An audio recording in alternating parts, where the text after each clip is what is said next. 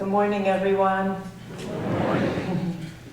It's a real privilege to be here with you all this morning. I've been really looking forward to being here in your space and see how you work together on Sunday mornings. As you know, I'm sure the search team has shared with you, I'm in a process of transition. I recently returned just about 2 months ago from Central America. I've worked for many years, and I've shared with them, I just wanted to share briefly with all of you, how experience outside of the United States and outside of this developed so-called first world changes us. We see our country and our culture from outside of this country, the wonder of it and also the shadow. As human rights workers, we too often see from the perspective of the victims. Each return is a process, and it takes time and inner work. And what I've learned is the importance of showing up for that inner work, to trust what's happening on the inside and beneath the surface, and to also pay attention to what shows up on the outside. So in preparing for speaking with you all this morning for the very first time, I had many ideas and directions of where to go. And what kept showing up for me was September 11th. So I noticed that, I acknowledged it, and I moved on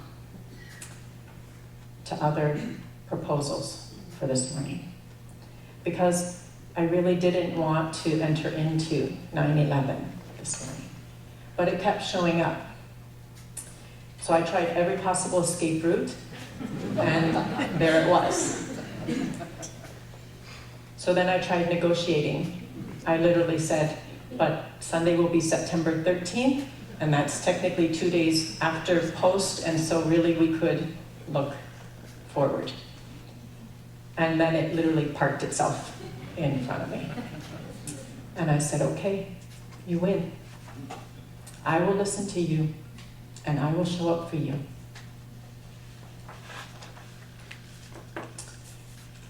On 9/11, 2001, I was in Managua, Nicaragua, in Central America. And first thing in the morning, people started calling me from barrios all over Managua saying, turn your TV on, something's happening to your country. So I did, and I watched the towers fall in New York from Managua. Then pretty soon people started arriving at the house, coming to visit, as is the custom. When someone suffers a loss, people come to be with you, to sit with you, just to be. And they brought their condolences. They wanted to know, are family and friends okay? Was anyone you knew harmed? They brought their empathy. These are people who've experienced decades of war and attack. They said, we know how your country must feel. And then virtually all of them had a question that they would ask very respectfully and very gently. And the question was this. They said, what will this do, this tragedy do to the heart of your people?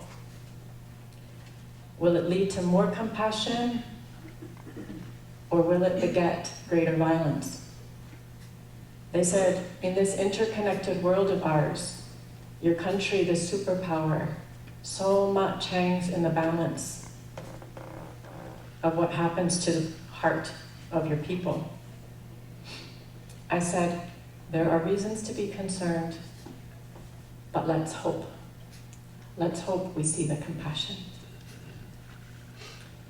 Very soon, we saw strikes against Afghanistan, the poorest and one of the most war-torn countries on the earth.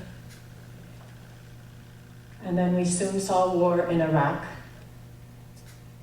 In the following years, we saw public justification and use of torture, black sites, Guantanamo. On August 30th in Muskegon, when I talked to some of the search team, I just touched briefly on how I experienced this country as having shifted and changed since 9/11. And at the end, one member with tears in very, very honest eyes came up afterwards and said, "We never saw images of shock and awe in this country." And I said, "No.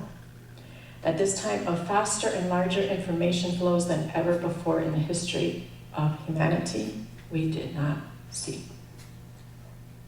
But it shows up, and it affects us, and it moves under the surface, and it's good to pay attention." In 1937, Pablo Picasso painted Guernica. It was his response to a massive bombing of civilians in a small city in Spain. He wanted the world to see the devastation of war. Guernica came from the bottom of his broken heart. I recently learned that he painted several versions because he anticipated the likelihood that Guernica might be destroyed. And one of the Guernicas hangs in the UN Security Council in New York City. Its placement there is a sign of wisdom. It's a caution to the nations. It's a summons to not succumb to war. And recently I learned that on the day that Colin Powell spoke at the UN as the US spokesperson to announce US intent to strike Iraq without UN approval, Guernica was covered that day with a blue curtain. There's some debate, and it's unclear whether that covering was intentional or not, but regardless, its covering was symbolic. Shock and awe would not be seen. No images from the perspective of the victims. We know that because of the changing nature of warfare, the majority of casualties in war are increasingly civilians. In World War I, 5% of all casualties were civilian. In World War II, 50% of casualties were civilian. In Vietnam, 80% of the casualties were civilian. According to a 1990 study done by Oxfam America about recent armed conflicts, 90% of casualties in recent armed conflicts are civilians.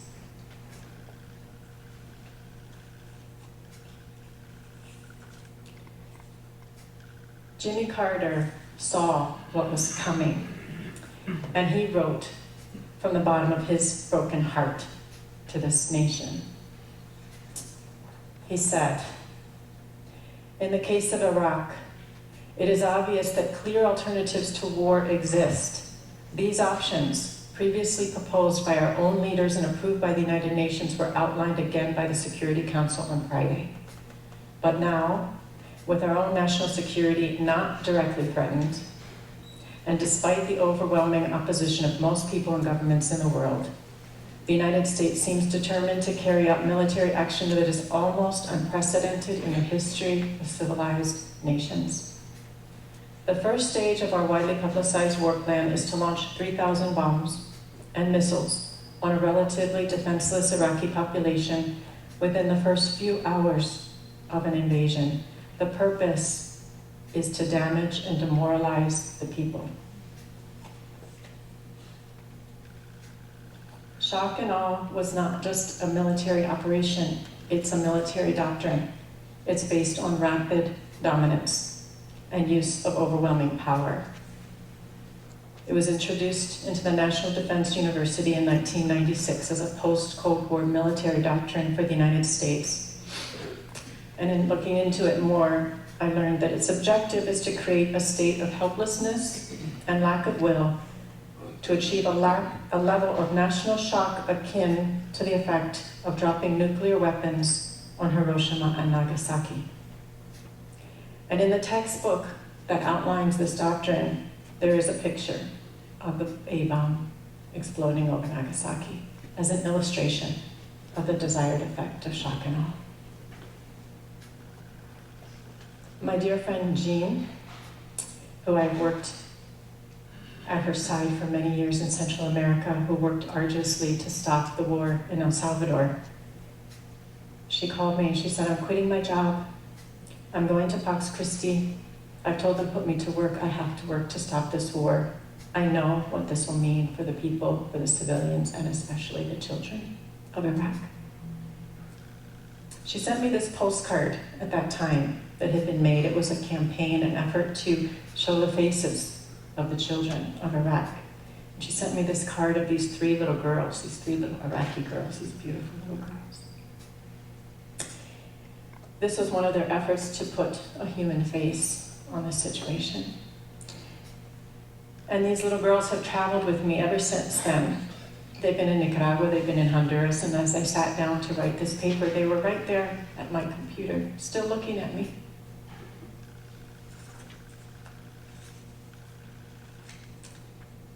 At times it may seem that here in Western Michigan that we are very far removed from all of these events.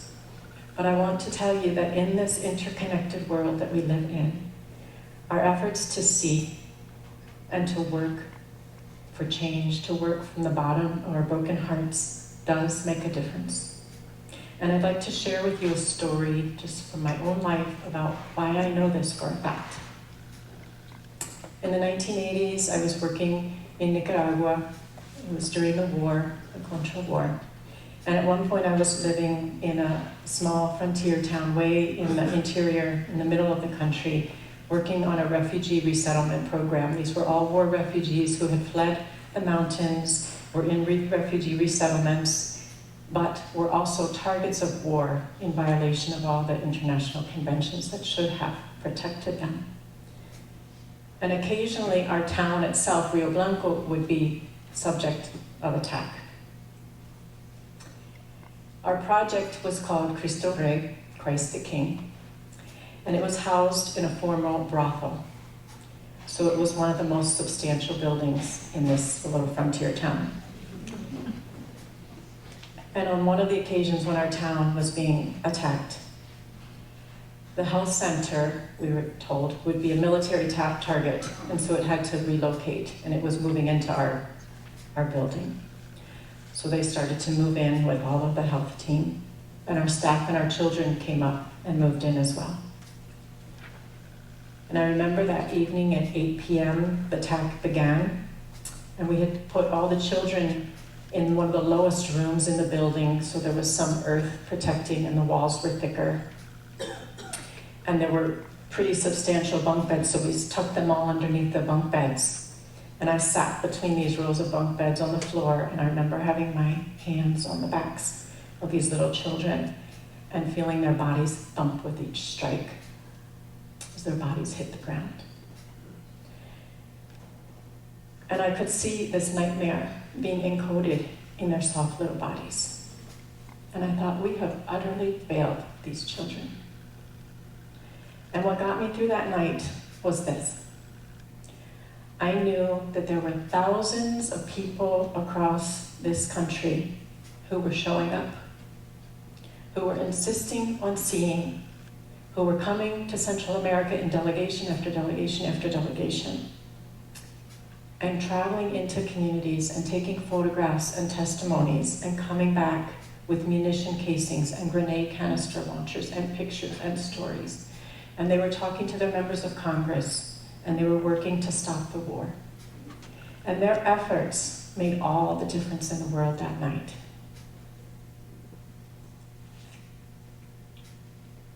In Iraq, no one was there to see. Not until some photos from Abu Ghraib reached the surface did we get a glimpse of some of what was going on. For those of us who've worked in Latin America, these images were all too familiar. In Washington, D.C., I remember casualties arriving at Andrews Air Force Base at night. The planes came in only at night. and were transported to Walter Reed only at night. No one saw those transports, except for a handful of Quakers and Buddhists and peace activists who sustained a candlelight vigil at the gates as a witness. And this lack of seeing makes it harder for us to respond, harder to know, harder to understand what's happening in our hearts. Harder to understand how much has been broken, must be mended, how much hurt we have done to each other that cannot yet be forgiven. In preparing for this morning, I was visited again by that question of friends who came to my house the morning of 9/11, 2001. What will this tragedy do to the heart of your country? Will it lead to greater compassion or greater violence? They said, in this interconnected world, the power of your country, so much hangs in the balance. And I thought I would tell them today, we have to work much, much harder to see. We have to work harder for our efforts to make a difference. There are reasons for concern. But I do see a bud.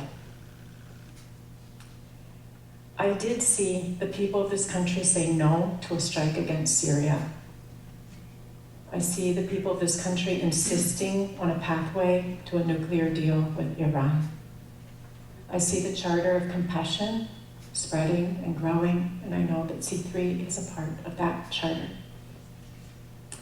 I see work for peaceful tomorrows on the part of so many, the families of 9/11, some of those families, the Global Women's Initiative for Peace, that's for peace, and many, many, many, many more. I do see glimpses of this compassion breaching the surface. And I've seen the transformation and the power that blossoms at the bottom of broken hearts. And I would give them two examples that I'll share with you this morning. And surely you all have others as well. And I believe we need to share them more, and we need to hold them up so they can cross-pollinate, and they can grow, and they can spread. The first story comes from a friend of ours, Annie, a young legal investigator who works on death penalty cases. And she was in Nicaragua in June, working on a death penalty case involved a young Nicaraguan man who's on death row. And we had, in the course of her visit, many conversations about violence, compassion, broken hearts, and transformation. And she told us the story of her last case. It was a case of a white man, a Christian fundamentalist, and his religious ideas conflated with the war on terror to form a very deadly mix. He decided it was his patriotic duty to kill some Muslims. And so he did shoot into a group of men who he believed were Arab Muslims. And I don't know all of the details of what happened to the whole group, but I know that she said one man of those who was killed was neither Arab nor Muslim, and one who survived was a Muslim man, and his face was permanently disfigured by the shooting. The man who did the shooting got the death penalty. And Annie was on his team, his legal team. The Muslim man whose face was permanently disfigured contacted them and said, I want to help. He said, my religion does not allow this. No more killing. He became part of their support team.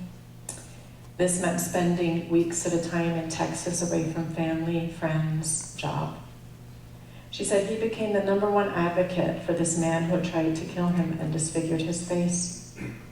She said he taught all of us about the power of compassion at the bottom of a broken heart, and the concept of restorative justice at the core of his religious faith. She said we lost the case, and our hearts were broken, but we were all transformed We saw something new, noble, wise, something very beautiful blossomed.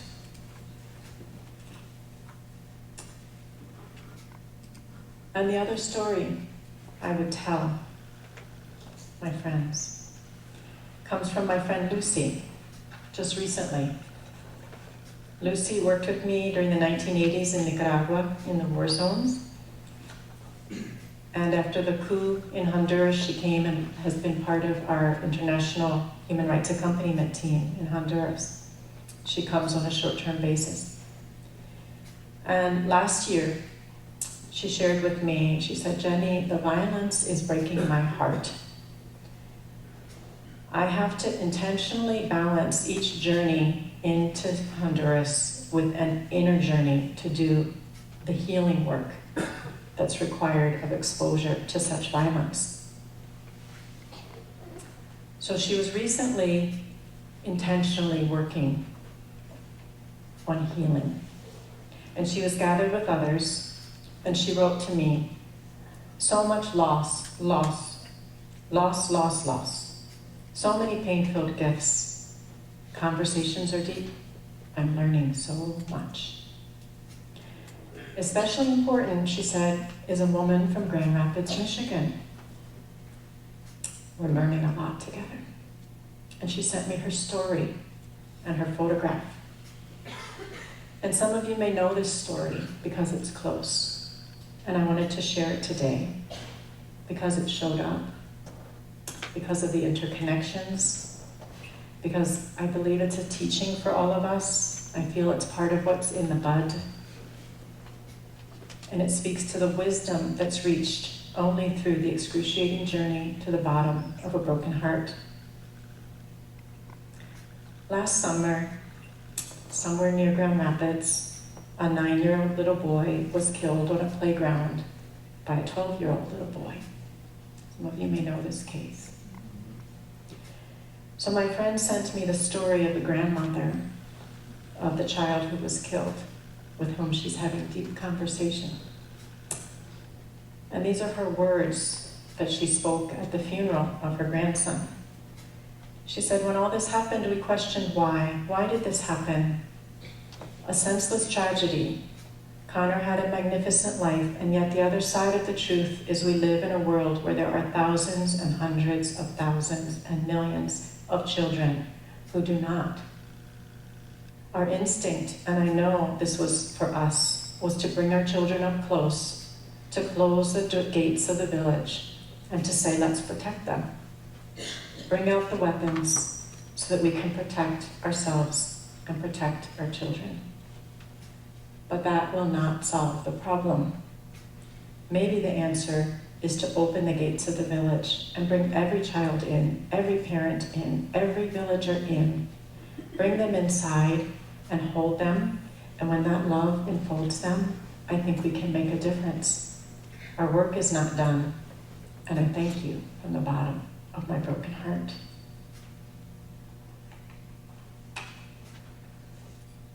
They said, as the funeral closed, a song by the Beatles, Blackbird, played. Blackbird singing in the dead of night. Take these broken wings and learn to fly. All your life, you were waiting for this moment to arise. So I'd like to invite you to join me to just take one moment of silence, to remember all those lives that were lost in 9/11, all those in the towers, all the rescue workers, all those who continue to suffer with sickness because of the dust, for all that followed, for all those who suffer violence and war everywhere right now, especially the children, and to honor all those who are working from the bottom of broken hearts to transform violence, to let wisdom blossom, and to heal the world.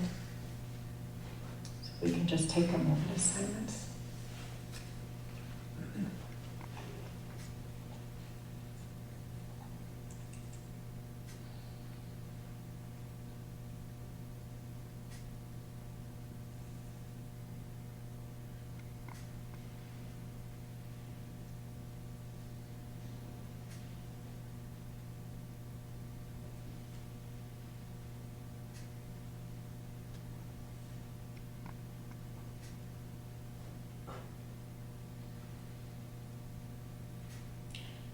How could we tire of hope? So much is in the bud. There's too much broken that must be mended. Too much hurt we have done to each other that cannot yet be forgiven. So much is unfolding that must complete its gesture. So much is in the bud.